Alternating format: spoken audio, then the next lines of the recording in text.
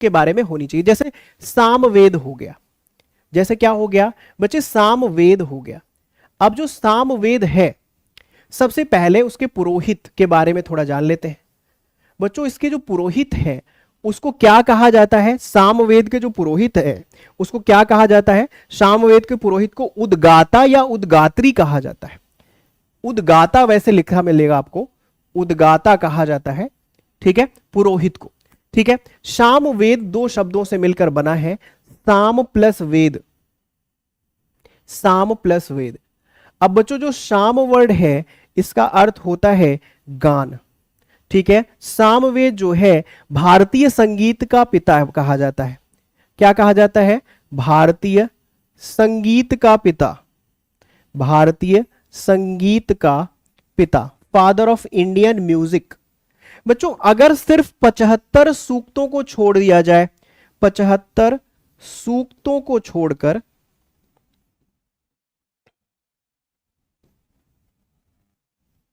सभी सूक्त कहां से कॉपी पेस्ट किए गए हैं बच्चों? तो ऋग्वेद से किए गए हैं। सभी सूक्त ऋग्वेद से लिए गए हैं।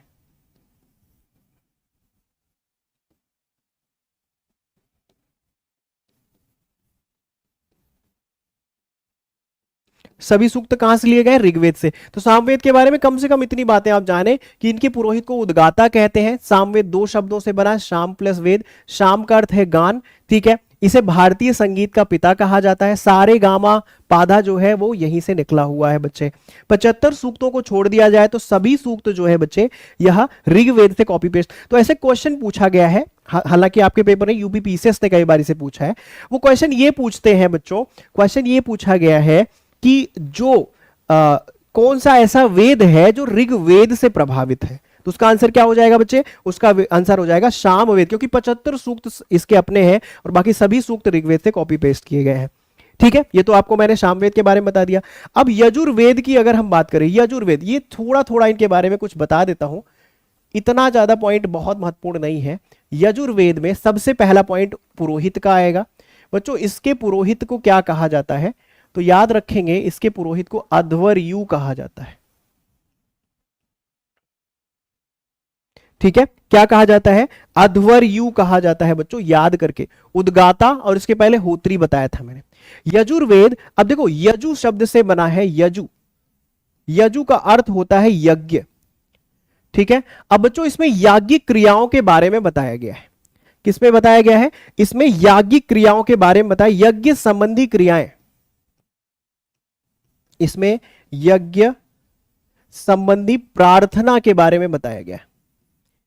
ठीक है, और क्योंकि जब ये यज्ञ की वेदियां बनाते थे ना बच्चों, तो अलग अलग शेप में चीजें बनाते थे, कभी स्क्वायर के फॉर्म में, रेक्टेंगल, रोम्बस। तो ये सब क्या है? ये एक तरीके से ज्यामिति, ज्योमेट्री की खोज हो गई यहां से। तो यजुर्वेद को भारतीय ज्यामिति का पिता कहा जाता है बच्चों। क्या कहा जाता है? भारतीय ज्यामिति का पिता, भारतीय ज्यामिति का पिता, फादर ऑफ इंडियन ज्योमेट्री, भारतीय ज्यामिति का पिता। क्लियर हो गया? इंडियन ज्योमेट्री का फादर, मतलब यहां से इंडियन ज्योमेट्री का विकास होना प्रारंभ हो गया। ठीक है, अब बच्चों अथर्ववेद की बात करें, अथर्ववेद, तो बच्चे अथर्ववेद की अगर हम चर्चा करें तो जो अथर्ववेद है इसके पुरोहित का नाम ब्रह्मा है।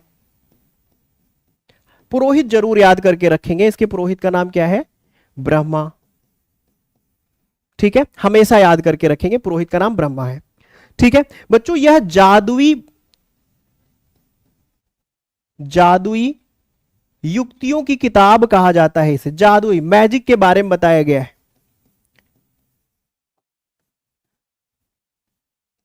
ठीक है, इसमें किसकी बात की गई है बच्चों? जादू, टोना, ठीक है, काला जादू, इनकी सारी चीजों को बहुत ज्यादा एक्सप्लेन करके बताया गया है। तंत्र मंत्र, तंत्र मंत्र, जादू टोना, इसके बारे में बताया गया है। ठीक है, क्लियर समझ पा रहे हैं? देखो जो वेद सबसे इंपॉर्टेंट थे उसको हमने बड़े अच्छे से देख लिया, जो उतने महत्वपूर्ण नहीं थे तो बेसिक उनकी जानकारी हमने प्राप्त कर ली। तो वेदों से संबंधित इतनी जानकारी कम से कम आपको रखनी ही रखनी पड़ती। ऋग्वेद के बारे में थोड़ा ज्यादा पूछा जाता है तो इसलिए ज्यादा इंफॉर्मेशन हमने ली। और यहां पर हमने वेदों के बारे में बढ़िया से समझ लिया है बच्चे। ठीक है, तो ये तो वेदों के बारे था। अब उसके बाद सबसे लास्ट में जो खोजा गया बच्चों, सबसे लास्ट में उपनिषदों की खोज हुई बच्चों सबसे बाद में। ठीक है, तो उपनिषदों को बहुत ध्यान से थोड़ा सा समझ लेते हैं। उपनिषद में ज्यादा डिटेल नहीं, थोड़ा थोड़ा समझ लेते हैं उपनिषदों के बारे में। ठीक है बहुत बढ़िया, उपनिषदों के बारे में थोड़ा सा समझ लेते हैं। उपनिषद बच्चों, उपनिषद जो है सबसे पहले अगर देखें तो दो शब्दों से मिलकर बना है, उप प्लस निषद। ठीक है, उप का मतलब होता है समीप, क्या होता है, समीप होता है, और निषद का अर्थ होता है बैठना। ठीक है, उपनिषद उप प्लस निषद से बना हुआ है। उप मतलब होता है समीप, निषद मतलब बैठना, जिसका अर्थ निकल के क्या आया यहां से, इसका अर्थ निकल के क्या आया, उपनिषद का अर्थ निकल के आया गुरु के समीप बैठकर, गुरु के समीप बैठकर प्राप्त किया गया ज्ञान।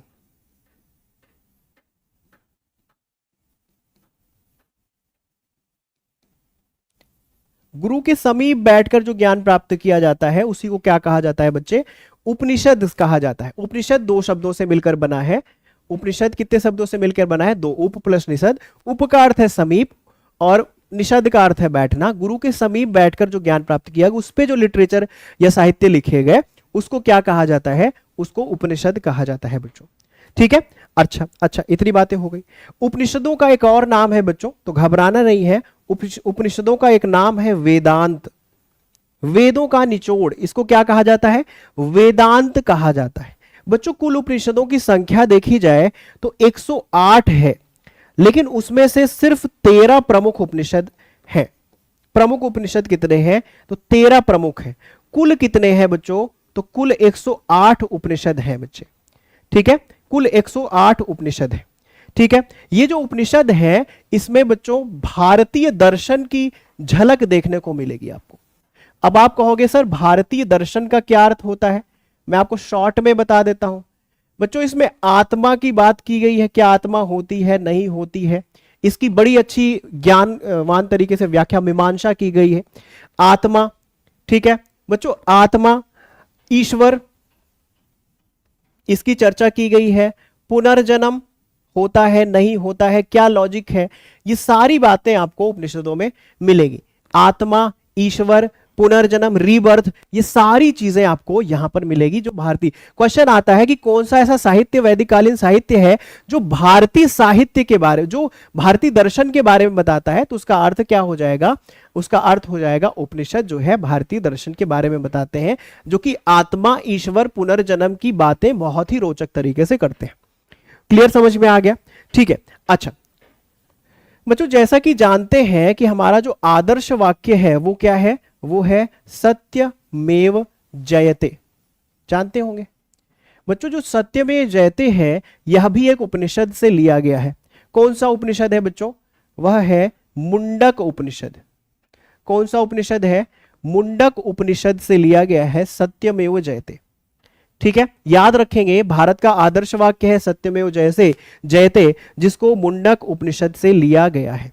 ठीक है, अब देखो कुछ बेसिक फैक्ट जो कई बार पूछ लेते हैं बच्चों। एक उपनिषद है छांदोग्य उपनिषद।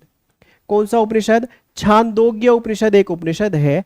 अब बच्चों जो छांदोग्य उपनिषद है यह सबसे प्राचीन उपनिषद है। सबसे प्राचीन उपनिषद अगर आपसे कोई पूछे तो आप क्या कह दोगे, छांदोग्य उपनिषद। बच्चों एक उपनिषद है बृहदारण्यक उपनिषद।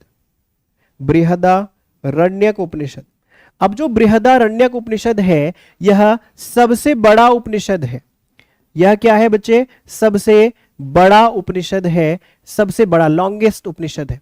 सबसे प्राचीन कौन सा है, छांदोग्य है। बृहदारण्यक जो है वह सबसे बड़ा है। बच्चों एक उपनिषद है मांडुक्य। मांडुक्य उपनिषद जो है यह सबसे छोटा उपनिषद है, सबसे छोटा उपनिषद है।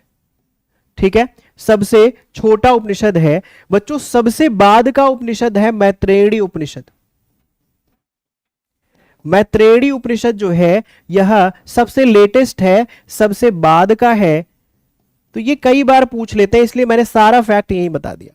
क्या क्या बता दिया? उपनिषद दो शब्दों से बना है, उपनिषद, उप प्लस निषद। उप का अर्थ होता है समीप, निषद का अर्थ होता है बैठना, जिसका अर्थ है गुरु के समीप बैठकर प्राप्त किया गया ज्ञान। उपनिषदों को वेदांत भी कहा जाता है, वेदों का निचोड़ भी कहा जाता है।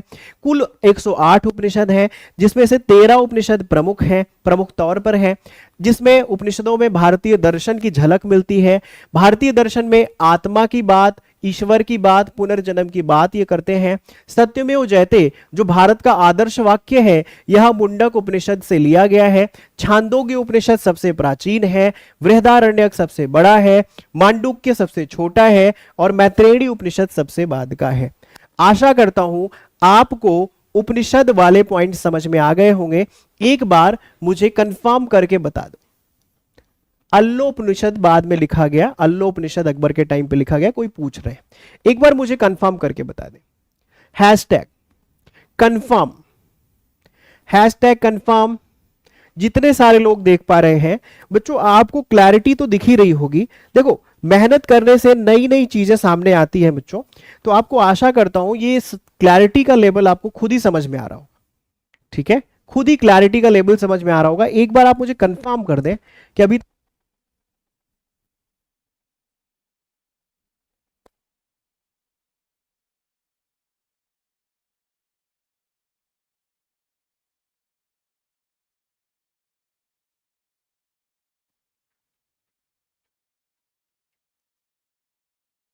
बिल्कुल सीधा लिखने की कोशिश कर रहे हैं। थोड़ा सा मेरे साथ यही दिक्कत है, मैं यहां तक आते आते ऐसे टेढ़ा हो जाता हूं, ज्यादा इमोशनल हो जाता हूं।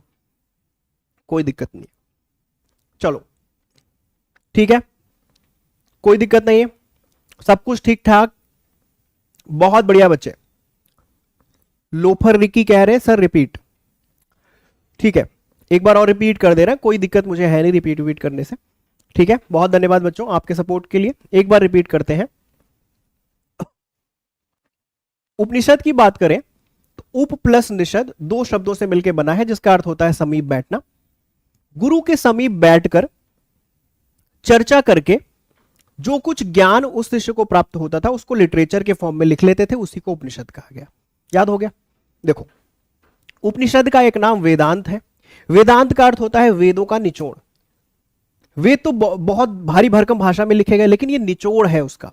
ठीक है, और कुल 108 उपनिषद हैं, जिसमें से 13 इंपॉर्टेंट हैं, प्रमुख हैं। ठीक है, इन उपनिषदों में भारतीय दर्शन की झलक मिलती है, जिसका टॉपिक है आत्मा, ईश्वर और पुनर्जन्म। सत्यमेव जयते जो आदर्श वाक्य है भारत का, वह भी एक उपनिषद से लिया गया है, मुंडक उपनिषद। छांदोग्य उपनिषद सबसे प्राचीन उपनिषद है, बृहदारण्यक सबसे बड़ा उपनिषद है, मांडुक्य सबसे छोटा उपनिषद है, मैत्रेयी सबसे बाद का उपनिषद है। ठीक है, बहुत बढ़िया। तो अब आगे चल सकते हैं। बिल्कुल, जितने वनडे एग्जाम है यूपीएसआई वसाई जिसकी तैयारी कर रहे हैं, आप खुद ही देख रहे हैं कंटेंट किस लेवल का जा रहा है। किसी भी स्तर का की आप तैयारी कर रहे हैं, वहां पर ये सब कुछ सफिशिएंट है। Specially Delhi police, SSC GD और यूपी पुलिस को ये पूरा फोकस किया गया है, क्योंकि उसके क्वेश्चनों को थोड़ा मैं हाईलाइट कर रहा हूं। लेकिन ये एग्जाम वनडे का कोई प्रिपेयर कर रहे हैं, पेट वेट को लेकर कोई भी प्रिपेयर कर रहे हैं, उसके लिए ये पूरा योग्य कंटेंट है, कोई दिक्कत नहीं है। ठीक है, चलो। किसी ने पूछा टाइमिंग क्या रहेगी, क्लास की टाइमिंग है, तो कल यही डिस्कस हो रहा है कि सर से कि सर टाइमिंग क्या रहेगी। तो मैंने तो कहीं से एक बोर्ड से मैं आ रहा था तो वो लिखा था कि सत्संग प्रारंभ कब होगा, तो 8 बजे से प्रभु की इच्छा तक। तो ऐसे ये भी जो सत्संग है, सत्संग मतलब सत्संग, सत्संग मतलब ईश्वर का संग, ईश्वर का संग मतलब एक ऐसा ज्ञान जो आपको लक्ष्य तक पहुंचा दे, उसका साथ करना, उसी को सत्संग कहा गया। तो इसका भी टाइमिंग यही है, 8 बजे से प्रभु की इच्छा तक। क्लियर हो गया? तो प्रभु की इच्छा अर्थात जहां तक आप नहीं थकेंगे और जहां तक मेरी स्थिति ठीक रहेगी। ठीक है, बहुत बढ़िया। तो ये तो उपनिषदों के बारे में थोड़ा सा हमने चर्चा कर ली। अब हम थोड़ा सा फैक्चुअल डेटा की ओर बढ़ते हैं, फैक्ट की ओर बढ़ते हैं, क्योंकि आपके एग्जाम में ना तथ्यों की है भरमार। थोड़ा फैक्ट या तथ्यों की बात कर लेते हैं। घबराने की आवश्यकता बिल्कुल भी नहीं है बच्चों। सबसे पहला पॉइंट, ये जो सभ्यता है ना, ये जो सभ्यता है, ये क्या है? ये है ग्रामीण सभ्यता। ये क्या है? यह है बच्चे ग्रामीण सभ्यता। अब ग्रामीण सभ्यता याद है आपको, Indus Valley civilisation. Indus Valley civilisation कैसी सभ्यता थी? नगरीय सभ्यता थी। क्या थी? नगरीय सभ्यता थी। नगरीय सभ्यता मतलब अर्बन सिविलाइजेशन। और वहीं पर वैदिक सभ्यता कैसी सभ्यता है? वैदिक सभ्यता है रूरल सिविलाइजेशन। अर्थात यहां पर विकास का बड़ा स्तर नहीं देखने को मिलेगा। कच्ची सड़कें देखने को मिलेगी। ईंट का प्रयोग बहुत कम स्तर पे हुआ, जो कि कच्ची ईंटों का प्रयोग मिलेगा आपको। ठीक है, तो इस तरह से इसको ग्रामीण सभ्यता कहा गया। दूसरा पॉइंट, इस सभ्यता का समाज कैसा था? बच्चों आपको याद है, मैं चीज सोचता हूं कि आप कंपेयर करके पढ़ें। बच्चों याद है आपको सिंधु घाटी की सभ्यता, समाज कैसा था? मातृसत्तात्मक, मैट्रियार्कल सोसाइटी। मैट्रियार्कल सोसाइटी का मतलब होता है वुमेन डोमिनेटिंग सोसाइटी, राइट? लेकिन यहां तक आते आते वो पैट्रियार्कल सोसाइटी में बदल गया। मतलब महिलाओं से उनके अधिकार गए छिन और पुरुषों ने समाज में डोमिनेट करना प्रारंभ कर दिया। अर्थात यहां की जो सोसाइटी है वह है पैट्रियार्कल, पितृसत्तात्मक समाज की शुरुआत हो गई। क्वेश्चन यहां से कई बार पूछा गया है, पितृसत्तात्मक समाज, ये क्वेश्चन पूछा गया है कि वैदिक सभ्यता का समाज कैसा था? तो आप कहोगे मेल डोमिनेटिंग सोसाइटी। ठीक है, नहीं, सत्संग होता है, आप शायद नहीं जानते, सत्संग चर्चा ही नहीं। सत मतलब होता है सत्य, ईश्वर, जिसका कभी अंत नहीं है। ठीक है, किशन ऑफिशियल, हिंदी बढ़िया पढ़े। सत प्लस संग, अब इसके बहुत सारे अर्थ हैं। सत मतलब गुरुदेव भगवान भी होता है अध्यात्म में। सत का एक अर्थ होता है जिसका कभी अंत ही ना हो, अस्तित्व जिसका कभी खत्म ना हो। फिलॉसफी में सत का अर्थ होता है जो कभी खत्म ही ना हो। ईश्वर को सत कहा गया है, लेकिन ईश्वर को प्राप्त कराने वाला भी सत होता है, इसलिए गुरुदेव भी कहा गया है। गुरुदेव जो आपको लक्ष्य तक ले जाए, उसका साथ करना। पॉइंट समझ पा रहे? चलो फिलहाल इस पे नहीं आएंगे, नहीं तो ये क्लास ही आध्यात्मिक हो जाएगी। क्लियर? ग्रामीण सभ्यता है, समाज पितृसत्तात्मक है, पैट्रियार्कल सोसाइटी है, मेल डोमिनेटिंग सोसाइटी की शुरुआत हो चुकी है। अच्छा, अब चलते हैं और आगे। बच्चों समाज पितृसत्तात्मक, धातु,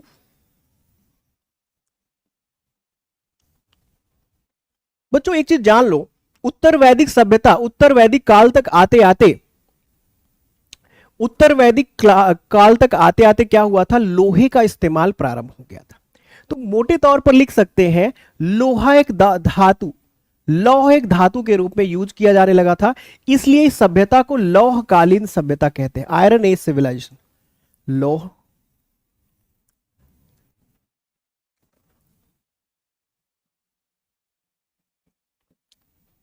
और वहीं पर आप देख रहे हैं इंडस वैली सिविलाइजेशन में कांस्य का इस्तेमाल बड़े स्तर पे हो रहा है, इसलिए उसको कांस्य युगीन सभ्यता भी कहते हैं। ठीक है, मातृसत्तात्मक है सर, संकेत मौर्य कह रहे हैं बस। अच्छा, इस समय मातृसत्तात्मक है संकेत जी, कैसे आप ऐसे कह पा रहे हैं? आपको महिलाओं की स्थिति के बारे में बिल्कुल भी पता है क्या? समाज में क्या चल रहा है, कितने डोमेस्टिक वायलेंस हो रहे हैं, महिलाओं के साथ कितने अत्याचार हो रहे हैं। अभी अभी रिसेंटली मणिपुर में क्या हुआ, क्या आप उन तथ्यों से अपने आप को दूर कर पाएंगे? ये सोसाइटी कैसे मैट्रियार्कल आपको लग रही, मुझे नहीं पता। ठीक है, मैट्रियार्कल नहीं है, अभी तो पैट्रियार्कल सोसाइटी है ना। आप अपने घरों में देख ले, आसपास ही देख ले, तो पैट्रियार्कल मोस्टली मिलते हैं, राइट? क्लियर? दीपक भाटी, दीपक जी कह रहे मातृसत्तात्मक होगा सर। कैसे बोल दिया मातृसत्तात्मक होगा भाई? कहां से ज्ञान प्राप्त कर रहे हो? कहीं पीपल के नीचे तो नहीं बैठ गए थे ना? तो जो वैदिक सभ्यता है वह पितृसत्तात्मक होगा। जो इंडस वैली सिविलाइजेशन है वह कैसे होगा? वह कैसे होगा? इंडस वैली सिविलाइजेशन कैसे होगा? पितृसत्तात्मक नहीं बल्कि मातृसत्तात्मक होगा। तो यही तो कह रहा हूं, आप कंपेयर करने की कोशिश करो। कैसे कंपेयर करोगे बच्चों? इंडस वैली देखो, सिंधु घाटी की सभ्यता क्या है? अर्बन, नगरीय सभ्यता है। ठीक है, वहीं पर वैदिक सभ्यता क्या है? ग्रामीण सभ्यता है। पहला पॉइंट। समाज, इंडस वैली का समाज कैसा है बच्चे?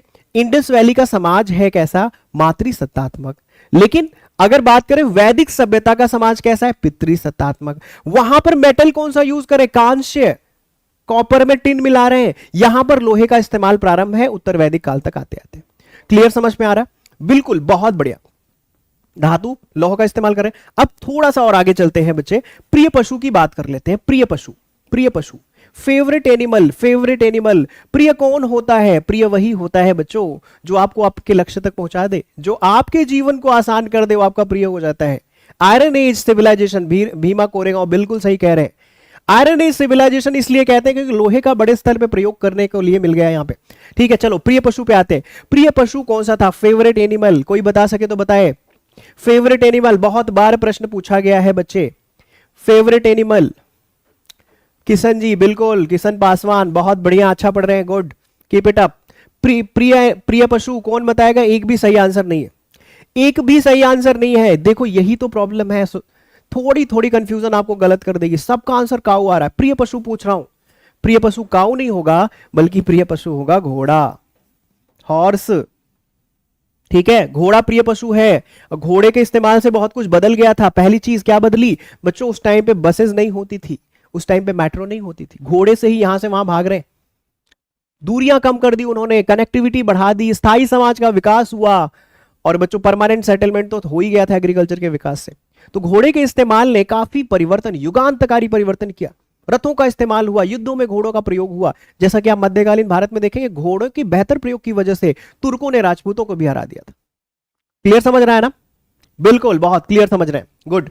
तो प्रिय पशु क्या हो गया? घोड़ा। गलत नहीं करोगे, बिल्कुल गलत नहीं करना चाहिए। अगर गलत करोगे तो यह एक तरीके का पाप हो जाएगा बच्चों। और बच्चों मैं इसलिए कह रहा हूं क्योंकि ये 215 बार ये शब्द यूज हुआ है। कहां पे? ऋग्वेद में। ऐसे ही नहीं बोल रहा हूं मैं कि हवा में कुछ भी बोल रहा हूं, ये सब वेरीफाइड डेटा है। ठीक है, 215 बार ऋग्वेद में घोड़ा यूज हुआ है। और घोड़ा कितना इंपॉर्टेंट रहा होगा, क्योंकि देखो ऋग्वेद एक सोर्स है। ठीक है, तो मैक्सिमम जिसका प्रयोग हुआ है वो इंपॉर्टेंट है, ऐसा माना गया। तो घोड़ा जो शब्द है वो 215 बार यूज हुआ है ऋग्वेद में। तो सबसे इंपॉर्टेंट जानवर भी पूछे, सबसे प्रिय जानवर भी पूछे, तो घोड़ा ही होगा। क्लियर? चलो अब आगे चलते हैं। तो बच्चों लेकिन एक क्वेश्चन अब आता है जिसे आपका आंसर सही हो जाएगा, जो मैक्सिमम लोग दे रहे थे। पवित्र पशु, इनका जो सेक्रेड एनिमल था वो क्या था? अब बताओ, इनका सेक्रेड एनिमल क्या था? अब बताओ आप। अब तो सही बता दोगे। देखो अब सब सही बता रहे, एक लाइन से सही बता रहे। बहुत बढ़िया, बहुत बढ़िया। अब देखो सबका सही हो गया, समझ रहे हो ना? देखो ऐसी ये ऐसे क्वेश्चन आ जाते हैं तो कई बार लगता है ना, एग्जाम देके आप आते हो, आपको लगता है सब सही है, लेकिन आंसर की मिलाते मिलाते फिर बहुत सारे क्वेश्चंस आपके गलत हो जाते हैं।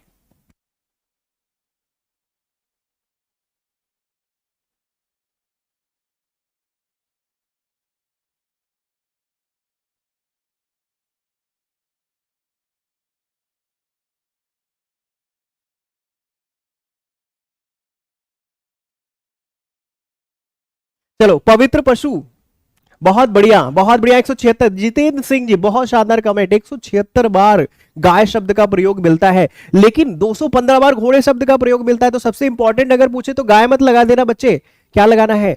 घोड़ा लगाना है। लेकिन गाय बहुत ही ज्यादा महत्वपूर्ण इसलिए है कि गाय पूरी पूरी एक अर्थव्यवस्था थी उनकी। गाय से पूरी एक अर्थव्यवस्था चल रही है, राइट? गाय मतलब कि जो गाय है उसको एग्रीकल्चर में यूज कर रहे हैं। गाय को बच्चों एक तरीके से वहां से दूध भी हो रहा है।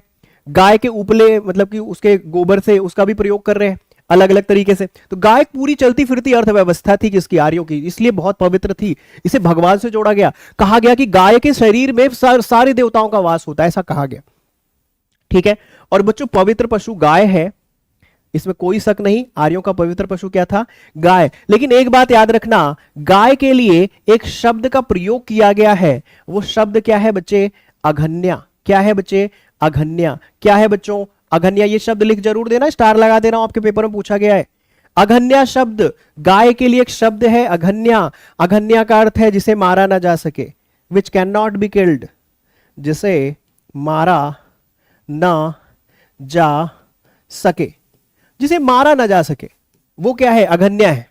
अघन्या किसके लिए यूज हुआ है? गाय के लिए यूज हुआ एक शब्द। गाय के लिए कौन सा शब्द यूज हुआ? अघन्या। अघन्या का अर्थ क्या होता है? जिसे मारा ना जा सके, which can not be killed, right? गाय पवित्र पशु है, घोड़ा प्रिय पशु है। गाय शब्द का प्रयोग जैसा किसी ने लिखा 176 बार, बिल्कुल सही लिखा आपने, 176 बार ऋग्वेद में प्रयोग हुआ है। और बच्चों गाय से संबंधित एक कुछ पॉइंट्स और हैं, जैसे गाय को धन के रूप में यूज किया जाता था, संपत्ति के रूप में यूज किया जाता था। तो जब संपत्ति के रूप में गाय को गोधन कहा जाता था, क्या कहा जाता था? और यहीं से बच्चों गोत्र सिस्टम की शुरुआत भी मानी जाती है। ठीक है, धन के रूप में गोधन, लेकिन बच्चों युद्ध के रूप में गायों के लिए युद्ध होता था बच्चों। जिसके पास ज्यादा गाय है वो ज्यादा अमीर समझा जाता था, जैसे आज जिसके पास ज्यादा बैंक बैलेंस है ज्यादा अमीर होता था ना, वैसे उस टाइम पे जिस राजा के पास ज्यादा गाय होती थी वो उतना ही ज्यादा वर्चस्वशाली होता था। तो युद्ध के लिए जो शब्द यूज किया गया है वो है गविष्टि। ये कई बार पूछा गया है। और बच्चों एक अच्छा राजा होता था जो गाय का संरक्षक होता था, इसलिए राजा के लिए भी एक शब्द गाय से संबंधित यूज किया गया है। वो शब्द है क्या? गोप्ता। क्या शब्द है? गायों का संरक्षक। ठीक है, तो बच्चों गाय से संबंधित आपके एक भी प्रश्न गलत ना हो इसलिए मैंने ये पॉइंट्स आपसे लिखे हैं कि ये सभ्यता ग्रामीण है, समाज पितृसत्तात्मक है, धातु लोहे का प्रयोग कर रहे हैं, प्रिय पशु घोड़ा है, 215 बार ऋग्वेद में यूज किया गया है, गाय शब्द 176 बार आया है, अघन्या शब्द यूज किया गया है, जिसे मारा ना जा सके धन के रूप में गोधन है, युद्ध में गविष्टि है, राजा गोप्ता को कहा जाता है। क्लियर है? अब बताओ इससे ज्यादा क्या किया जाए, इससे ज्यादा क्या फैक्ट्स बताया जा सकता है? ठीक है, आपको कुछ नहीं करना। मैंने कल भी कहा था, जब सर ने लॉन्च किया था तब भी मैंने कहा था क्लासेस में उपस्थित रहो, बाकी सब कुछ मेरे ऊपर छोड़ दो पार्थ। ठीक है, बाकी क्या होगा मैं देखूंगा। ठीक है, तो बहुत बढ़िया, समझ में आ रहा है? कोई दिक्कत? हाँ बिल्कुल, बुल जितेंद्र सिंह जी बहुत बढ़िया, 170 बार बुल। बुल भी इंपॉर्टेंट था बच्चे, ठीक है, जिसे आप बैल कहते हो, 170 बार प्रयोग किया गया, बहुत इंपॉर्टेंट है ये। ठीक है, तो ये पॉइंट्स आप समझ पाए। अब कुछ चीजें और देख लेते हैं। यहां तक मैंने आपको बता दिया तथ्यों में, ग्रामीण सभ्यता, समाज, धातु, प्रिय पशु, पवित्र पशु, और भी कुछ चीजें देख लेते हैं, जैसे एक व्यवसाय वाला पॉइंट है। व्यवसाय,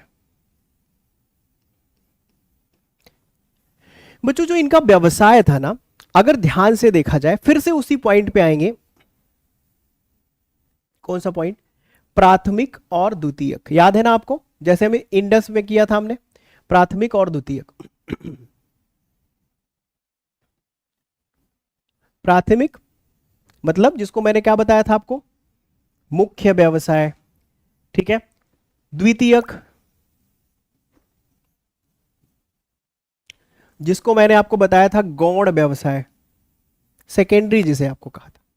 बच्चों व्यवसाय में जो प्राइमरी है ना, जो प्राथमिक है ना, वो क्या है? व्यवसाय में जो प्राइमरी है, याद है आपको सिंधु घाटी सभ्यता में प्राइमरी मैंने एग्रीकल्चर को बताया था। ठीक है, केजी मैजिक जी प्रमुख देवता अभी आ रहे हैं, कोई दिक्कत नहीं, प्रमुख देवता पे आ रहे हैं, कोई चिंता ही मत करें आप। ठीक है, लेकिन सबसे पहले यहां तो देख ले। ठीक है, सबसे पहले यहां तो देख ले, राखी गढ़ी कहां है, इसको लेकर डिस्प्यूट है। राखी गढ़ी वैसे तो जो प्रूवन फैक्ट है वो कहते हैं कि वो राजस्थान वाले एरिया में है, लेकिन बॉर्डरिंग एरिया में है, बहुत ज्यादा कंफ्यूजन की स्थिति में नहीं रहेंगे। एक बार मैं और चेक कर लूंगा, कोई भी दिक्कत नहीं है, किसी तरह की दिक्कत नहीं। ठीक है, ओके चलो, तो मैंने आपको बताया था, याद है अभी भी आपको क्या, कि जो इंडस वैली सिविलाइजेशन के लोग थे वो कृषि उनका प्राथमिक व्यवसाय था, मुख्य व्यवसाय, व्यापार उनका सेकेंडरी द्वितीयक व्यवसाय था। लेकिन यहां पर बच्चों ये ग्रामीण सभ्यता थी। ठीक है, ये जो थे यहां पर कबीलों का विकास हो रहा था, एक जगह से दूसरी जगह पर ये शिफ्ट करते थे। ठीक है, समाज का विकास तो उत्तर वैदिक काल में जाकर हुआ यहां पे। तो बच्चों यहां पर क्या था कि जो पशुपालन था ना वो करना, क्योंकि देख रहे हो ना पशुओं का कितना इंपॉर्टेंस है यहाँ पे, घोड़ा, गाय, अभी आपने बुल बता दिया, तो अर्थात ये पशुपालन इनका मुख्य व्यवसाय था, याद कर लो। ठीक है, क्या लिखोगे? पशुपालन इनका क्या था बच्चों? पशुपालन। पशुपालन इंग्लिश में क्या कहोगे इसे? Animal husbandry. क्या कहोगे? Animal husbandry. क्या कहोगे? Animal husbandry. ठीक है, एनिमल हस्बेंड्री। ठीक है, अच्छा, पशुपालन इनका प्राथमिक व्यवसाय था, समझ पाए?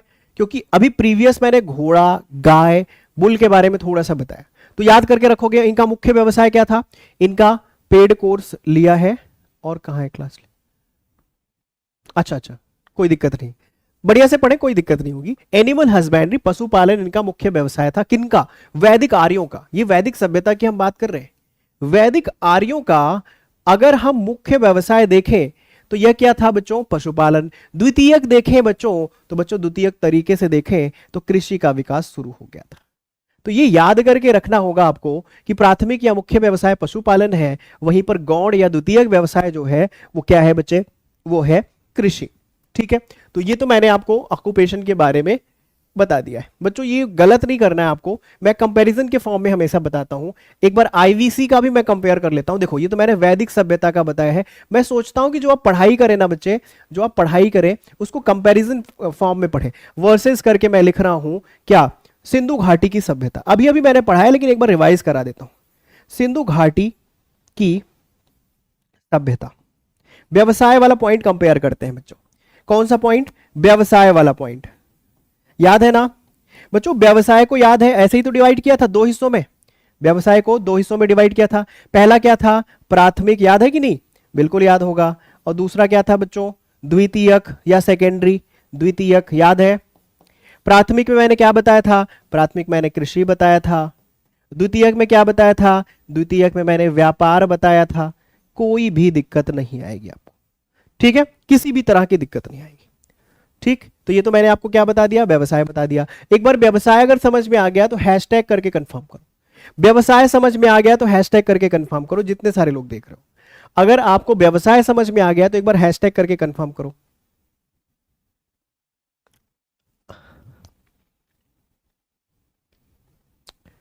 ओके, कंफर्म, बहुत बढ़िया, गुड। तो अब आगे चले, चलो आगे चलते हैं। व्यवसाय समझ में आ गया, बहुत बढ़िया, व्यवसाय समझ में आ गया।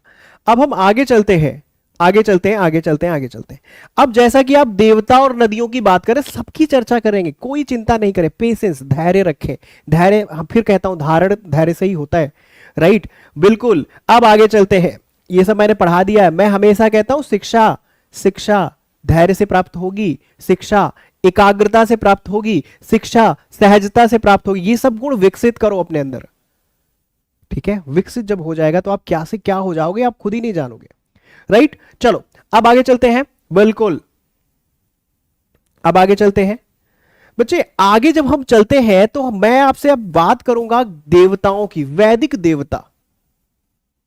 यही तो आप चाहते थे ना, लो वैदिक देवता आ गए। वैदिक देवता की हमें चर्चा कर लेता हूं। वैदिक देवता किसकी चर्चा कर लेता हूं? वैदिक देवता भी आ गए, देवता। बच्चों वैदिक देवता थोड़ा सा मैं आपको समझा देता हूं कि बच्चों जो वैदिक देवता है ना, इनको तीन पार्ट में डिवाइड किया गया है। बहुत ध्यान से समझेंगे। आप कहोगे सर तीन पार्ट कैसे? मैं बताता हूं कैसे। देखो कैसे कैसे तीन पार्ट में डिवाइड किया गया है, ये मैं ऐसे ऐसे बता दे रहा हूं आपको। सारे देवताओं को तो जिक्र नहीं करने वाला हूं मैं, लेकिन थोड़ा सा आपको समझ में आए। देखो, एक तो है पृथ्वी के देवता, पृथ्वी पर रहते हैं। दूसरे हैं आकाश के देवता, ध्यान से समझना। अब पृथ्वी और आकाश के बीच में क्या है? स्पेस, जिसको अंतरिक्ष कहते हो, जानते हो कि नहीं? एक तो आसमान है, दूसरा पृथ्वी है। अब पृथ्वी से ऊपर, आसमान के नीचे स्पेस ही तो है, अंतरिक्ष। साइंस पढ़ा होगा, राइट? समझ पा रहे हैं? पृथ्वी और आकाश के बीच में क्या है बच्चे? अंतरिक्ष है, जिसको इंग्लिश में क्या कहते हैं? स्पेस कहते हो। तो बच्चों देवताओं को कहा गया, कुछ देवता हैं जो पृथ्वी पे रहते हैं, कुछ देवता हैं जो अंतरिक्ष में रहते हैं, कुछ देवता हैं जो आकाश में रहते हैं। क्लियर समझ में आ रहा है? ठीक है, क्लियर समझ में आ रहा है? तो अब पृथ्वी पर कहते हैं कि 11 देवता रहते हैं बच्चे। कितने? 11 देवता। अंतरिक्ष में कहते हैं कितने? 11 देवता। और आकाश में कितने? 11 देवता। तो अब सिंपल मैथमेटिक्स आपको आती है कि नहीं? 11 प्लस 11 प्लस 11 कितने हो गए? 33 देवता हो गए। तो इसी को कहा गया 33 कोटि देवता। अब बताओ, ठीक है? तो ये तीन टाइप के देवता तीन जगह पे रह रहे हैं और इनको 33 पार्ट में, 33 टाइप में डिवाइड किया गया, ठीक है? अब सारे 33 देवताओं को मैं आपको नहीं लर्न कराने जा रहा हूं, ठीक है? बिल्कुल, बहुत बढ़िया। तो ये पॉइंट्स आपको समझ में आ रहे हैं, मैंने सिंपली इसको एक्सप्लेन करने की कोशिश करी है। अब देखो कुछ महत्वपूर्ण क्वेश्चंस मैं आपको यहां पर बताने जा रहा हूं, ठीक है? कुछ महत्वपूर्ण पॉइंट्स मैं आपको यहां पर बताने जा रहा हूं। देखो क्या बताने जा रहा हूं बच्चे। तो सबसे पहले आपको जो मैं बताने जा रहा हूं वो है कुछ प्रमुख देवता। जैसे इंद्र के बारे में थोड़ा सा पढ़ लेते हैं। किसके बारे में बच्चे? इंद्र के बारे में थोड़ा सा पढ़ लेते हैं, ज्यादा नहीं, बहुत थोड़ा ही। पहली बात, जो इंद्र है ना बच्चों, यह ऋग्वैदिक काल के प्राथमिक देवता है। ऋग्वैदिक काल के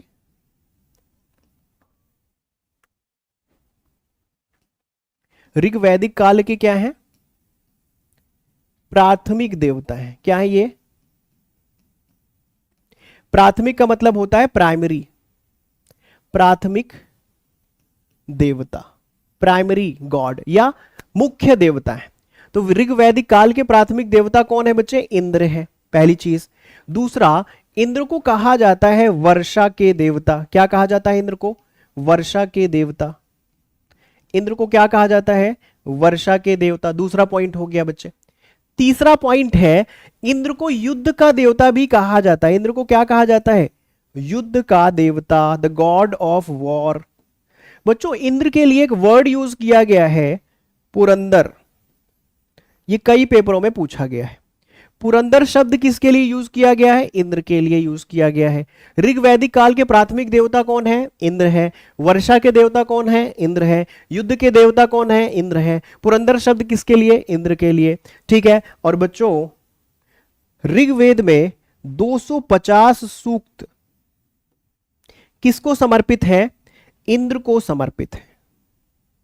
इंद्र को समर्पित है। ठीक है। कितने? 250 सूक्त। किसके 250 सूक्त? ऋग्वेद के।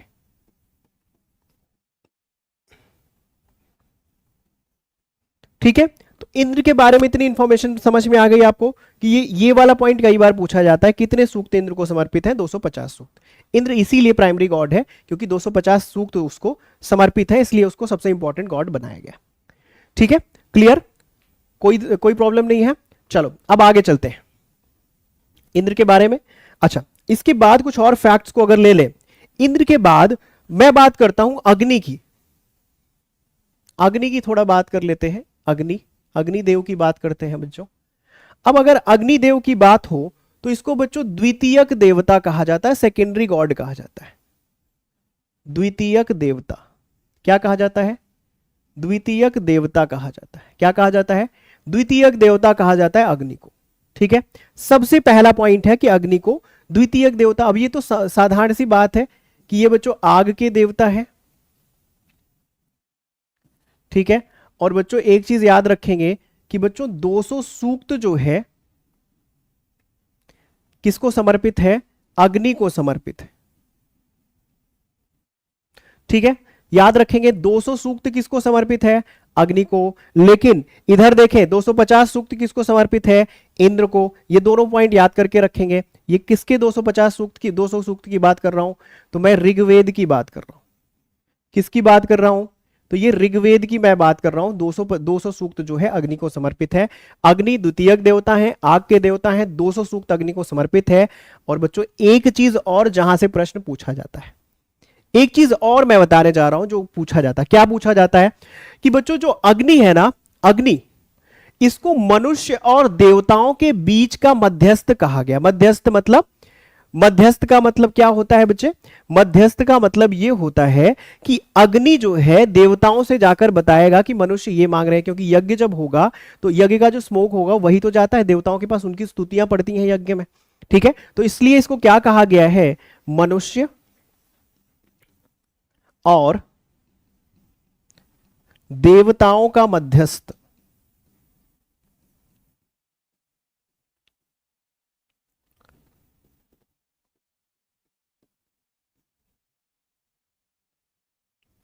ठीक है, देवताओं का मध्यस्थ अग्नि द्वितीयक देवता है, आग के देवता है। 200 सूक्त इनको डेडिकेटेड है। अच्छा, जो कि ऋग्वेद से लिए गए हैं। मनुष्य और देवताओं के मध्यस्थ कहे जाते हैं। कौन? अग्नि कहे जाते हैं। ठीक है, तो ये तो अग्नि के बारे में हो गया। और इधर मैंने आपको क्या बताया? इंद्र के बारे में कुछ इंफॉर्मेशन दे दी, अग्नि के बारे में बता दिया। बच्चों थोड़ा सा वरुण के बारे में देख लेते हैं। किसके बारे में? वरुण के बारे में देख लेते हैं। वरुण, बच्चों जो वरुण है ना, उसको तृतीयक देवता कहा जाता है। क्या कहा जाता है?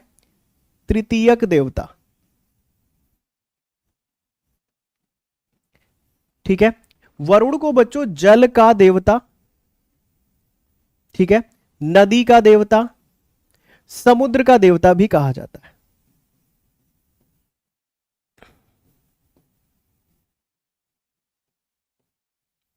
ठीक है, जल, नदी और समुद्र का देवता। बच्चों वरुण को प्राकृतिक संतुलन का देवता, प्राकृतिक संतुलन का देवता कहा जाता है। प्राकृतिक संतुलन बनाए रखते हैं, प्राकृतिक संतुलन का देवता। प्राकृतिक संतुलन के देवता कौन हो गए बच्चों? वरुण हो गए। साथ साथ वरुण के लिए एक शब्द यूज किया गया है ऋग्वेद में, ऋतस्य गोपा। बच्चों ये आपके पेपर में आ सकता है, ऋतस्य गोपा।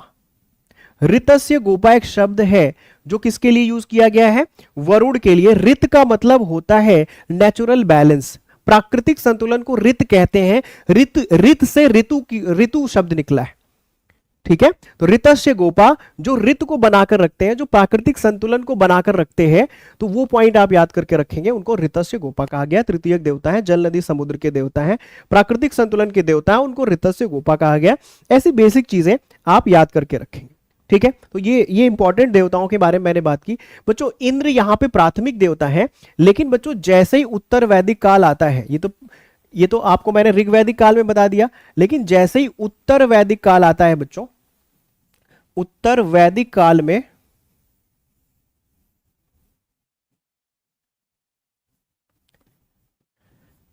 प्रजापति ब्रह्मा जो थे,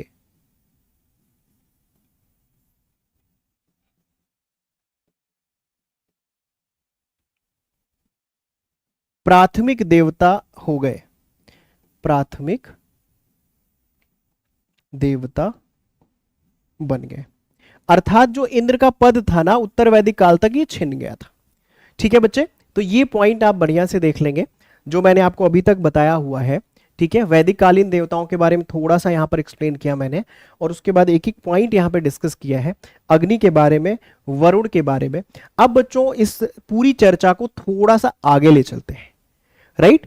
इस पूरी चर्चा को थोड़ा सा आगे ले चलते हैं। देखो ये चर्चा को थोड़ा सा आगे ले चलते हैं बच्चों, और इस चर्चा में थोड़ा सा नदियों को भी डाल लेते हैं।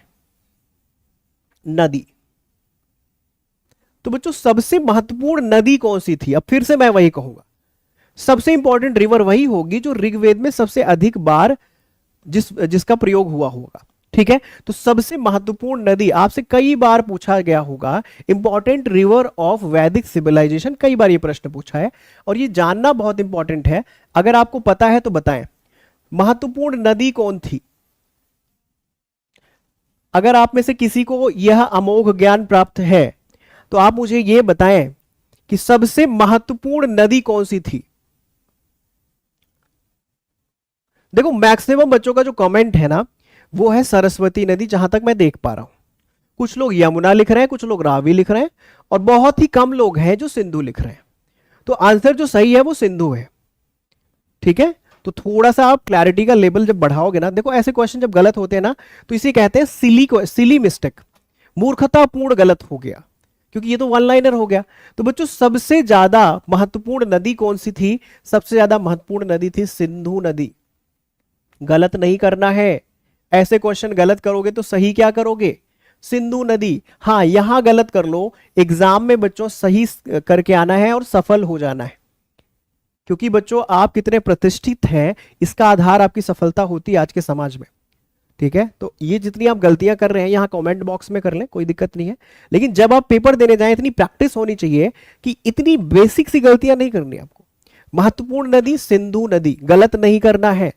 लेकिन बच्चों एक चीज याद रखेंगे, पवित्र नदी किसने लिखा? बिगिनर कुछ नाम है उनका, क्लियर नाम नहीं आ पा रहा है। पवित्र नदी सरस्वती है, बिल्कुल सही लिखा है उन्होंने, बहुत बढ़िया, अच्छा कमेंट। तो पवित्र नदी की अगर मैं बात करता, अब देखो वही चर्चा फिर से आ गई। वही चर्चा का मतलब, जैसे मैंने पूछा प्रिय पशु, तो प्रिय पशु घोड़ा था। पवित्र पशु कौन था? गाय थी। वैसे ही महत्वपूर्ण नदी सिंधु नदी, पवित्र नदी सरस्वती नदी। बच्चे सरस्वती नदी, अब सरस्वती सही है, सरस्वती नदी। बच्चों सरस्वती नदी के 3 नाम ऋग्वेद में दिए गए हैं, जिसको मैं आपको बताने जा रहा हूं। कौन से 3 नाम हैं सरस्वती नदी के, वो मैं आपसे चर्चा करने जा रहा हूं। सरस्वती के 3 नाम हैं माते तमा। क्या? माते तमा। माते तमा, तुम माता हो, सरस्वती को माता का दर्जा दिया गया, ठीक है। माते तमा कहा गया है किसको? सरस्वती को माते तमा कहा गया है।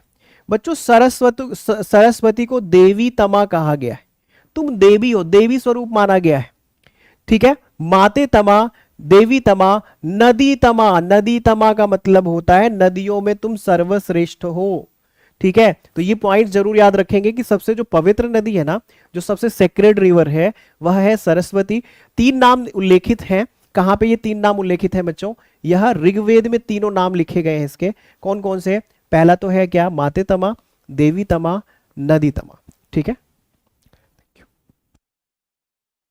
अच्छा अब इस चर्चा को और आगे ले चलें। सही समझ में आ रहा है? बहुत बढ़िया। अब इस चर्चा को और आगे ले चलते हैं, थोड़ा सा ज्ञान का स्तर आपका और बढ़ाया जाए। देखो बच्चों, जो कुछ लोगों के मन में होगा, कुछ लोग कमेंट नहीं कर पाए, लेकिन उनके मन में होगा कि सर गंगा नदी कहां गई, गंगा और सरयू। तो मैं बता दूं कि गंगा और सरयू इतनी ज्यादा इंपॉर्टेंट नदियां नहीं थी बच्चों उस समय तक, बाद में हो गई गंगा नदी और बच्चों सरयू नदी। बच्चों सरयू नदी और गंगा नदी का सिर्फ ऋग्वेद में एक बार उल्लेख हुआ है, तो इससे पता चलता है ये इतनी महत्वपूर्ण नदी नहीं रही होंगी। क्लियर हो गया? ठीक है, वहीं अगर कुछ लोग यमुना के बारे में विचार कर रहे होंगे, तो बच्चों एक चीज याद करके रखो कि जो यमुना नदी है ना, उसका उल्लेख 3 बार हुआ है। कितनी बार हुआ है? 3 बार हुआ है। कितनी बार हुआ है? 3 बार हुआ है। अब बताओ, किसी तरह की कोई समस्या? नदी से संबंधित महत्वपूर्ण नदी, पवित्र नदी, 3 नाम सरस्वती के, गंगा सरयू का 1 बार उल्लेख, यमुना का 3 बार उल्लेख, किसी तरह का कोई भी प्रश्न होगा तो आप इतने क्वेश्चन, क्योंकि ये प्रीवियस ईयर के आधार पे, ये जो आपकी मैराथन तैयार की गई है ना बच्चे, यह पूरा प्रीवियस ईयर के क्वेश्चनों को झकझोर दिया गया है। ठीक है, अभी आप मैराथन ले रहे हैं, लेकिन अगर आप क्लास क्वेश्चंस करेंगे प्रीवियस ईयर, तो आपको खुद ही समझ में आएगा कि ये मैराथन कितना साइंटिफिक तरीके से तैयार की गई थी। ठीक है, चलो, बिल्कुल डरने की आवश्यकता नहीं है। आपका नाम ही है मैथमेटिकल यूनिवर्स। आपको जीके से डरने की बिल्कुल आवश्यकता नहीं है। छू मंतर, डर छू मंतर हो जाएगा, क्लासेस लो। ठीक है, बहुत बढ़िया संकेत जी, बहुत धन्यवाद। आप लोग बहुत मोटिवेशन बढ़ा रहे हैं, तो बहुत बढ़िया। आगे चले, आगे चले। सुबह से क्लास ले रहे हैं, खाना नहीं खाए, रूपेश जी लिख रहे हैं। रूपेश वर्मा जी, यही तो फायदा है डिजिटल एजुकेशन का। ऑनलाइन एजुकेशन में आराम से खा सकते हैं, कोई इशू नहीं है। खाते रहें, पढ़ते रहें, पढ़ते रहें, पढ़ते रहें, पढ़ते रहें। ठीक है, यही एकाग्रता है जो आपको बहुत उच्चतम स्तर तक ले जा सकती है। ठीक है, चलो अब आगे चलते हैं।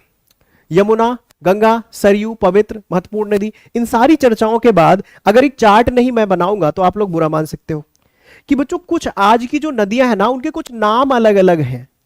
जैसे जो सतलज है ना, जो सतलज नदी है बच्चे, उसको शतुद्री कहा जाता था। क्या कहा जाता था?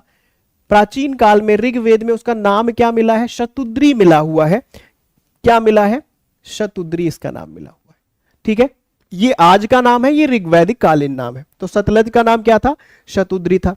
वहीं बच्चों जो चिनाब नदी है, चिनाब नदी को क्या कहते थे बच्चे? चिनाब नदी को अस्किनी कहा जाता था। क्या कहा जाता था? अस्किनी कहा जाता था। चिनाब को क्या कहा जाता था? अस्किनी कहा जाता था। ठीक है, व्यास को क्या कहा जाता था? एक एक्ट्रेस है इस नाम से, कोई बता सकता है व्यास को क्या कहा जाता था? कोई बता सकता है व्यास को क्या कहा जाता था? देखते हैं, मैं वेट कर रहा हूं कमेंट का, जिसका पहले आएगा उसका मैं नाम लेने वाला हूं।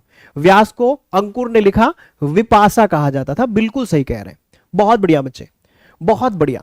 ठीक है, तो क्या कहा जाता था? विपाशा कहा जाता था। ठीक है, याद करके रखोगे, बहुत बढ़िया। विपाशा किसको कहा जा रहा है? व्यास को विपाशा कहा जा रहा है। बच्चों रावी को क्या कहा जा रहा है? रावी को, बच्चों रावी को कहा जा रहा है परुष्णी। रावी को क्या कहा जा रहा है बच्चे? परुष्णी कहा जा रहा है, परुष्णी। ठीक है, समझ में आ रहा होगा। झेलम को वितस्ता कहा जा रहा है। झेलम को क्या कहा जा रहा है? झेलम को वितस्ता कहा जा रहा है। ठीक है, झेलम को वितस्ता कहा जा रहा है। गंडक को सदा नीरा कहा जा रहा है। ये कुछ इंपॉर्टेंट रिवर्स हैं, हालांकि बहुत सारे नाम हैं, लेकिन यहां से प्रश्न मैक्सिमम पूछे गए हैं। तो बच्चों गंडक को क्या कहा जा रहा है? सदा नीरा कहा जा रहा है। तो इस चार्ट को थोड़ा 1-2 बार देख लेना, कई बार ऐसे मैचिंग में क्वेश्चन आ जाते हैं बच्चों, मैच करना होता है, तो बिल्कुल घबराने की आवश्यकता नहीं। सतलज को शतुद्री, चिनाब को अस्किनी, व्यास को विपाशा, रावी को परुष्णी, झेलम को वितस्ता, गंडक को सदा नीरा। बिल्कुल याद हो गया। ये सारे चार्ट आपको एग्जाम में बहुत मदद करने वाले हैं, ये मेरी बात आप ध्यान से समझ लेना। ठीक है, तो यहां पर नदियों वाला चैप्टर हो गया। और क्या हो गया बच्चों, नदियों वाला पॉइंट हो गया, यहां पर देवताओं वाला पॉइंट हो गया, अच्छा भाई देवताओं वाला पॉइंट हो गया, और यहां पर फैक्चुअल डेटा जो मैं बता रहा था वो वाला पॉइंट हो गया। अब हम चलते हैं आगे, अब हम चलते हैं आगे।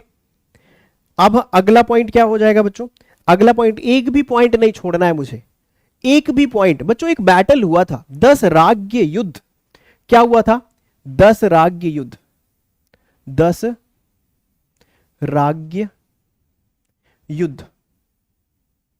बच्चों राजा जो शब्द है ना, ये संस्कृत राज्य शब्द का रूपांतरण है, राज्य मतलब राजा।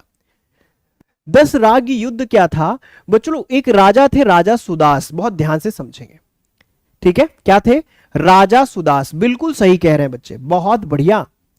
तो बच्चों ये जो राजा सुदास थे, इन्होंने पुरोहित पद से विश्वामित्र को हटा दिया था, वशिष्ठ को अपॉइंट कर दिया था। ध्यान से सुनना, विश्वामित्र इस बात को लेकर नाराज हो गए और वो चले गए, 5 आर्य राजाओं से दोस्ती करी, 5 अनार्य राजाओं से दोस्ती करी, 10 राजाओं का एक अलायंस बनाया, और ये जो अलायंस था ये सामने खड़ा कर दिया किसके, राजा सुदास के। ठीक है, तो बच्चों एक बैटल होता है जिसको 10 राज्य युद्ध के नाम से जानते हैं, ध्यान से समझ गए। ठीक है बच्चों, जो 10 राज्य युद्ध है यह ऋग्वेद के 7वें मंडल में ये लिखा गया है। ये पहला युद्ध संभावित तरीके से भारतीय इतिहास का पहला युद्ध माना जाता है। 7वां मंडल किसका, 7वां मंडल ऋग्वेद का 7वां मंडल, याद हो गया, ऋग्वेद का जो 7वां मंडल है यहां पर 10 राज्य युद्ध के बारे में बताया गया है। ठीक है, पहली चीज बच्चों, एक जगह एक हमारे यहां संस्था है एएसआई, ध्यान से समझना, एएसआई का फुल फॉर्म होता है archaeological survey of India. Archaeological survey of India कहते हैं भारतीय सर्वेक्षण विभाग।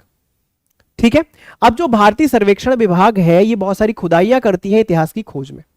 जैसे बच्चों अभी ज्ञानवापी चल रहा था, ज्ञानवापी में सर्वेक्षण किसने किया था, मस्जिद का सर्वेक्षण किसने किया था, एएसआई ने किया था। अयोध्या मैटर चल रहा था राम मंदिर वाला, तो सर्वे किसने किया था, एएसआई ने किया था, भारतीय पुरातत्व सर्वेक्षण विभाग, राइट। तो बच्चों एएसआई का जो सर्वे हुआ है उससे पता चला है कि जो 10 राज्य युद्ध है बच्चों वह 900 ईसा पूर्व 900 बीसी में हुआ है। दूसरा पॉइंट याद हो गया 10 राज्य बैटल में। तीसरा पॉइंट यह है 10 राज्य बैटल में, तीसरा पॉइंट यह है कि बच्चों यह एक नदी के किनारे हुआ था, और कौन सी नदी है बच्चों, वह रावी नदी के किनारे यह युद्ध हुआ था। रावी नदी, रावी नदी को क्या कहते हैं बच्चों, अभी अभी मैंने बताया है, रावी नदी को क्या कहते हैं बच्चों, रावी नदी को परुष्णी नदी कहते हैं। तो किस नदी के किनारे यह हुआ है, परुष्णी नदी या रावी नदी, ऐसे प्रश्न आपसे पूछ लेते हैं। ठीक है, देखो अभी तक मैंने आपको क्या बताया है, 10 राज्य युद्ध, 7वां मंडल ऋग्वेद इसके बारे में बताता है। आर्कियोलॉजिकल सर्वे ऑफ इंडिया कहते हैं कि ये 900 बीसी के आसपास ये युद्ध हुआ था। यह एक नदी के किनारे हुआ था, रावी, जिसका प्राचीन नाम है परुष्णी। ठीक है, कोई दिक्कत नहीं। चलो अब देखो 10 राज्य युद्ध में मैंने आपको क्या बताया था बच्चों कि राजा सुदास जो थे, एक और तो राजा सुदास है, राजा सुदास बच्चों इनके जो पुरोहित थे, पुरोहित,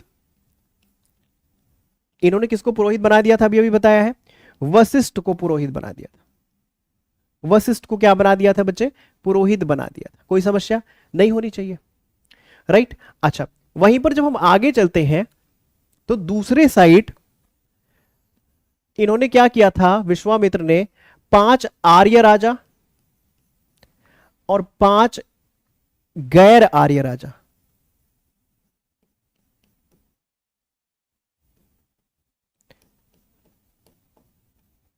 इनका एक संघ बनाया। अब इनके पुरोहित कौन थे बच्चों, पुरोहित पूछा जा सकता है क्योंकि पुरोहितों का ही पूरा बैटल था ये। विश्वामित्र, इनके पुरोहित कौन थे, विश्वामित्र थे। क्लियर हो रहा है। लेकिन बच्चों रिजल्ट एक दिन आ गया, लो भाई रिजल्ट आ गया आज, सबकी नजरें कंप्यूटर स्क्रीन पे आ गई, रिजल्ट आ गया आज, परिणाम। और परिणाम किसके पक्ष में रहा बच्चे, परिणाम रहा राजा सुदास विजेता हो गए।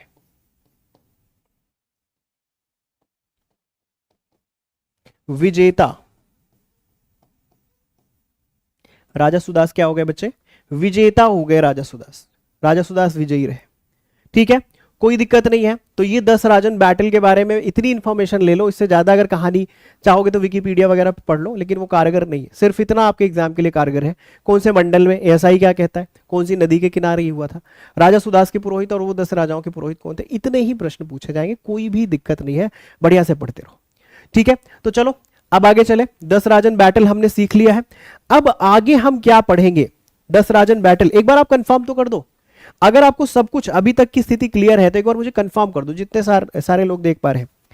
अगर आपको अभी तक की जो स्थिति है वो कंफर्म समझ में आ रही है तो अब आप लोग क्या कर दें, एक बार मुझे कंफर्म कर दो। जितने सारे लोग देख रहे हैं एक बार आप मुझे क्या कर दो, कंफर्म कर दो। हैशटैग क्लियर, सब कुछ सही है,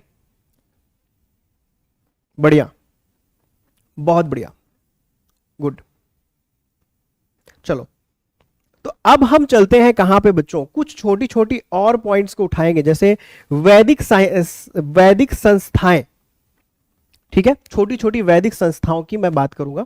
ठीक है, वैदिक संस्थाओं की मैं बात करता हूं, वैदिक संस्थाओं की बात करते हैं। ठीक है, ओके। आपका नाम क्या है, संकेत मौर्य जी पूछ रहे हैं। मेरा नाम विपिन तिवारी है बच्चे। ठीक है, चलो अब आगे चलते हैं। मैं आपको कह रहा हूं वैदिक संस्थाओं के बारे में, ज्यादा डिटेल नहीं, लेकिन इतनी जानकारी कि अपना काम हो जाए। बच्चों वैदिक संस्थाओं की अगर हम बात करें तो ये आपके आई ओपनर जैसे होंगे। आपको लगता है कि बच्चों ये जो डेमोक्रेसी है ना, लोकतंत्र, ये अंग्रेजों की देन है, आपकी आंखें खुलने वाली है। वैदिक सभ्यता में डेमोक्रेसी के अंकुरण देखने को मिलेंगे, बीज देखने को मिलेंगे। ठीक है, आप ये कभी नहीं कहोगे कि सर ये अंग्रेजों ने दिया डेमोक्रेसी, यहां पर डेमोक्रेसी के बीज आपको दिखेंगे, हालांकि वो बड़े स्तर पे नहीं दिखे।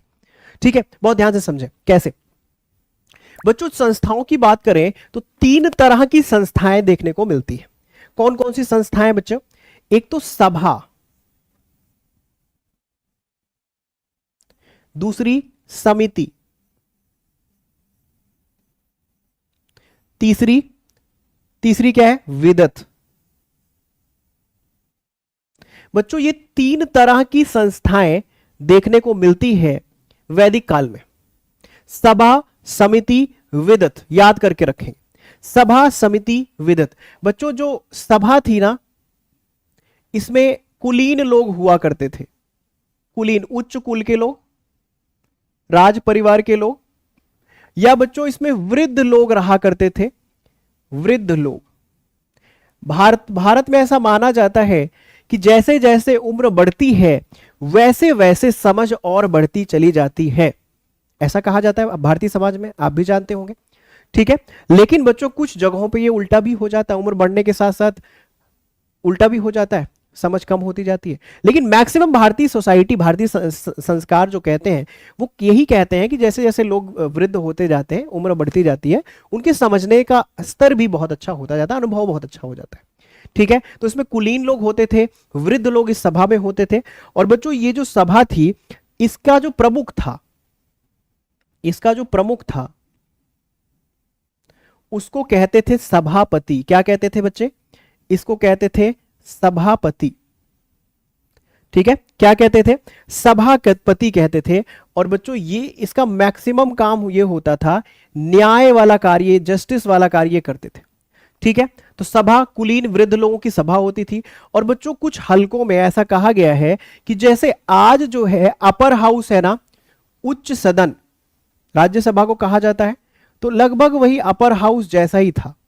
उच्च सदन में, राज्यसभा में देखो बहुत पढ़े लिखे लोग वहां पर पहुंचते हैं, कभी उसकी डिबेट देखो तो बहुत बढ़िया बढ़िया लोग वहां पहुंचते हैं। ठीक है, बिल्कुल महाजनपद आज ही कराएंगे, कोई दिक्कत नहीं, उच्च सदन कहते थे। अब अगर समिति की बात करें बच्चों, समिति की अगर हम बात करें तो समिति क्या है, समिति में यहां पर ले लेते हैं, समिति में आम लोग हुआ करते थे बच्चों, आम लोग, जैसे हम आप लोग हैं ना, जैसे आज लोकसभा है ना, उसमें आम लोगों की सभा कहा जाता है लोकसभा को, याद है कि नहीं, और उसको लोअर हाउस भी कहते हैं। तो जो समिति थी वो, उसको कुछ लोग कंपेयर में लोअर हाउस भी कहते हैं।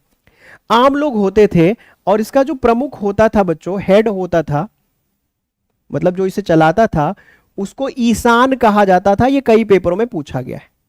क्या कहा जाता था बच्चों? इसको ईशान कहा जाता था, ठीक है। और जो तीसरा हिस्सा है बच्चों, तीसरा हिस्सा यह है समिति का कि इसको निम्न सदन कहा जाता था।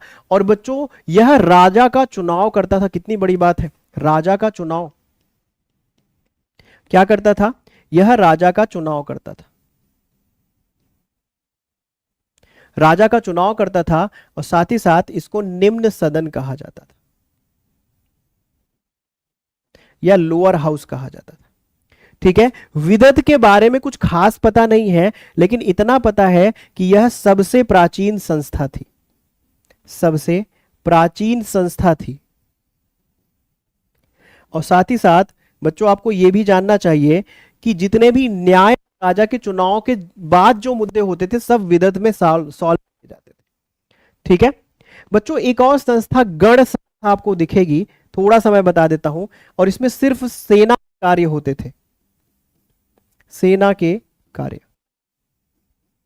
तो ये चार संस्थाएं आपको वैदिक काल में देखने को मिलेगी। सभा, समिति, विदत और गण। सभा कुलीन लोगों की सभा है, समिति आम लोगों की सभा है, सभा का प्रमुख सभापति है, समिति का प्रमुख किसान है, सभा का कार्य न्याय करना है, समिति का काम राजा का चुनाव या अपदस्थ करना है, सभा को उच्च सदन कहा जाता है, समिति को निम्न सदन कहा जाता है। विदत का काम, विदत सबसे प्राचीन संस्था है, कई बार क्वेश्चन पूछा गया है। न्याय राजा के चुनाव को छोड़ जितने भी मुद्दे थे सब विदत में सॉल्व होते थे। सेना का कार्य गण में सॉल्व होता था। ये सारे पॉइंट मैंने आपको बता दिया है। क्लियर, समझ पा रहे हैं? ठीक है, क्लियर। चलो, राजा सुदास कौन थे?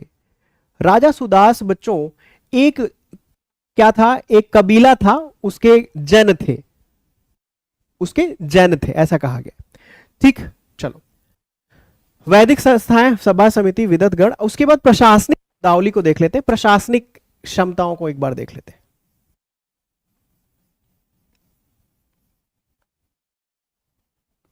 प्रशासन को देख लेते हैं इनका। बच्चों जो इनका प्रशासन है सबसे जो यूनिट स्थिति में है वो कुल। कुल मतलब जो अपने परिवार के जन थे उनको कुल कहा जाता था। बहुत ध्यान से समझेंगे जो परिवार। अच्छा, वॉइस में प्रॉब्लम आ रही है, एक बार कंफर्म करें, वॉइस प्रॉब्लम आ रही है क्या? कंफर्म।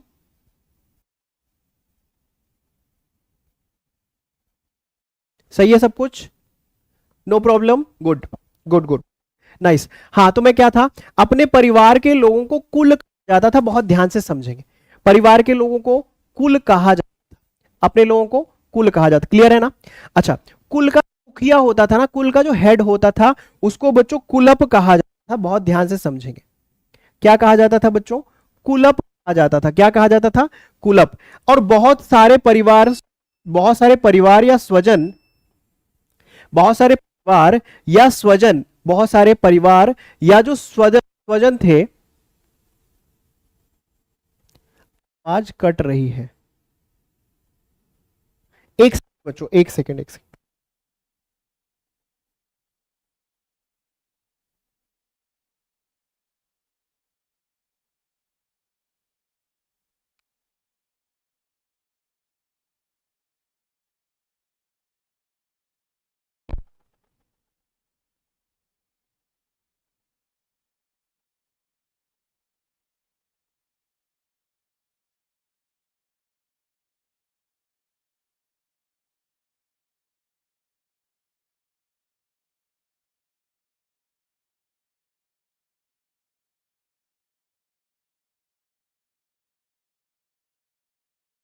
कंफर्म करेंगे वॉइस, अगर सब कुछ ठीक है तो वही हैशटैग से क्लियर कंफर्म करेंगे।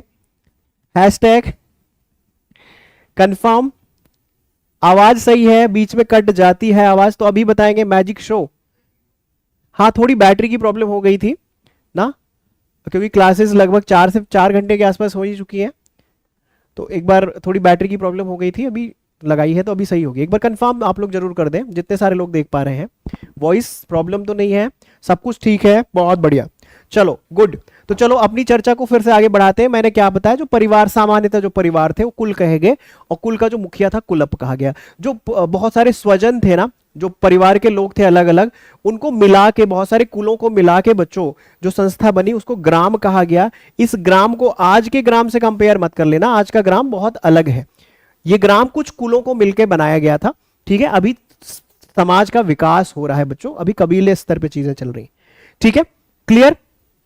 कुल, बहुत सारे कुलों को मिलाकर बन गया ग्राम। बच्चों ग्राम का जो हेड होता था उसको ग्रामीणी कहते थे। क्या कहते थे? ग्रामीणी। क्लियर हो गया ना? अच्छा, बहुत सारे ग्रामों को मिला के क्या बना? विश। अब विश को पॉइजन वाला विश मत समझ लेना, विश एक प्रशासनिक इकाई है। किसकी? वैदिक सभ्यता की प्रशासनिक इकाई क्या है? विश। और बहुत सारे विश को मिला के, अच्छा, विश का जो हेड था उसको विशपति कहा गया था। विशपति। देख रहे हो कैसे यूनिट का विकास हुआ है। अच्छा, बहुत सारे विश को मिला के क्या बना था बच्चों? बहुत सारे विश को मिला के जन, एक कबीले का निर्माण हुआ। जो सबसे ऊंची प्रशासनिक इकाई थी वैदिक सभ्यता की, जन थी। और बच्चों जो जन का हेड था ना, उसे क्या कहा गया था? उसको जनपति कहा गया था, जिसका ऋग्वेद में 275 बार उल्लेख है। और बच्चों इसको राजन भी कहीं कहीं मिलता है कहा हुआ। क्लियर, समझ पा रहे हैं ना? प्रशासनिक इकाइयां समझ में आई। क्वेश्चन पूछेंगे कि जो सबसे यूनिट में है वो क्या है? कुल है। सबसे उच्चतम स्तर पे क्या है? जन है। बच्चों याद करके रखोगे, कुल, ग्राम, विश, जन, इससे ज्यादा विकास कुछ नहीं हुआ। याद हो गया कि नहीं? प्रशासनिक इकाई और वैदिक संस्थाएं, ये सब कुछ आपको क्लियर समझ में आ रहा होगा, ठीक है। कुल का हेड कुलप था, ग्राम का हेड ग्रामीणी था, विश का हेड विस्पति था, जन का हेड जनपति था, जिसको राजन भी कहा गया। बहुत इंपॉर्टेंट इकाई है जनपति, ठीक है, क्लियर। इतना अंदर से, ये अंदर है क्या तेजू? ये सिर्फ वन लाइनर है, अंदर तो आपने पढ़ा ही नहीं है। पूरी वैदिक सभ्यता पे 22 लेक्चर हो सकते हैं मैक्सिमम, लेकिन वो स्तर नहीं है। समंदर में पानी मिलता है लेकिन प्यास जितनी उतना ही पानी पीते हैं, ये अंदर नहीं कहा जाए। वो क्या पूछेंगे? वो डायरेक्ट पूछेंगे कि जो प्रशासनिक इकाई है उसका सबसे यूनिट में, सबसे इकाई स्तर पे कौन सा प्रशासनिक इकाई है? तो आप कहोगे कुल है। सबसे उच्चतम स्तर पे जन है। क्लियर, समझ में आ गया? क्लियर, ओके, बहुत बढ़िया, ठीक है, बहुत बढ़िया बच्चे, ठीक है। ये कुछ सब फैक्चुअल डेटा है, इसमें कोई दिक्कत आपको आनी नहीं चाहिए, ठीक। तो अभी तक वैदिक सभ्यता देखो हमने कहां कहां क्या क्या समझा है। फिर से मैं उसी पॉइंट्स पे स्टार्ट करता हूं। देखो कहां कहां से कितनी डिटेल में हमने किया है। शायद यहां से चैप्टर प्रारंभ किया था बच्चों, फिर से मैं यहीं पे आता हूं। देखो वैदिक सभ्यता, नाम, टाइम, विभाजन। एक चीज और, कुछ शब्दावली मैं आपको यहां जगह है तो लिख देता हूं। शब्दावली छोटा सा पॉइंट है, हालांकि इतना इंपॉर्टेंट नहीं है, लेकिन कभी कभी जैसे पूछ लेते हैं। जैसे शब्दावली में गेहूं के लिए एक शब्द का यूज करते थे, ये गेहूं के लिए गोधूम बोलते थे गेहूं को, ये ठीक है। गेहूं को क्या बोलते थे बच्चों? गोधूम बोलते थे ये। धान को क्या बोलते थे? धान को ब्रीही बोलते थे। क्या बोलते थे बच्चों? ब्रीही बोलते थे धान को, ब्रीही, ठीक है। अच्छा, चावल के लिए एक वर्ड यूज करते थे, चावल के लिए तंदुल यूज करते थे, ये तंदुल शब्द वैदिक कालीन शब्द है ये, ठीक है। वहीं जौ के लिए, जौ के लिए यव शब्द यूज करते थे। वो क्या यूज करते थे? यव शब्द यूज करते थे, ठीक है। तो ये शब्दावली वाला हिस्सा भी आप समझ लें। गेहूं गोधूम, धान ब्रीही, चावल तंदुल, जौ यव, ठीक है। तो जो पहला वैदिक सभ्यता, मैंने नाम बताया कि नाम इसका क्या है, टाइम क्या है, विभाजन क्या है। उसके बाद मैं कहां चला गया? उसके बाद मैंने वैदिक सभ्यता के लोगों को क्या कहा जाता है, ऋग्वेद में कितने बार यूज हुआ है, इसका अर्थ क्या होता है, आर्य कहां से आए, इसकी थियोरी मैंने आपको बताई। उसके बाद बच्चों बोगास कोई अभिलेख के बारे में मैंने आपको बताया। 4 वैदिक देवताओं से कई बार प्रश्न पूछे गए हैं, याद करके रखना है। वेदों के बारे में, वेद क्या है, कितने होते हैं, क्या कहा जाता है, श्रुति, अपौरुषेय इनके नाम है, त्रयी में क्या क्या आते हैं, ठीक है। ऋग्वेद के बारे में जो फैक्चुअल डेटा है उसको मैंने चर्चा की आपसे, ठीक है। साथ ही साथ सामवेद के बारे में मैंने बताया। सामवेद के बाद यजुर्वेद, यजुर्वेद के बाद अथर्ववेद, और उसके बाद बच्चों उपनिषदों की बात की मैंने आपसे।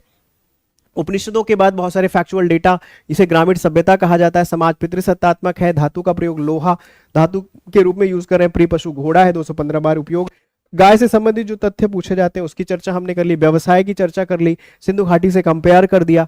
उसके बाद वैदिक देवताओं की चर्चा बड़े विशद तरीके से कर ली।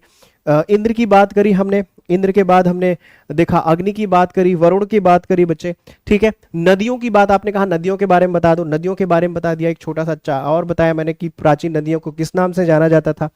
और यहां पर बच्चों दशराज्ञ युद्ध या दशराजन बैटल के बारे में मैंने आपसे बात करी है। वैदिक संस्थाओं के बारे में यहां पर मैंने आपसे बात करी, प्रशासनिक ढांचे के बारे में मैंने आपको यहां तक बात करी।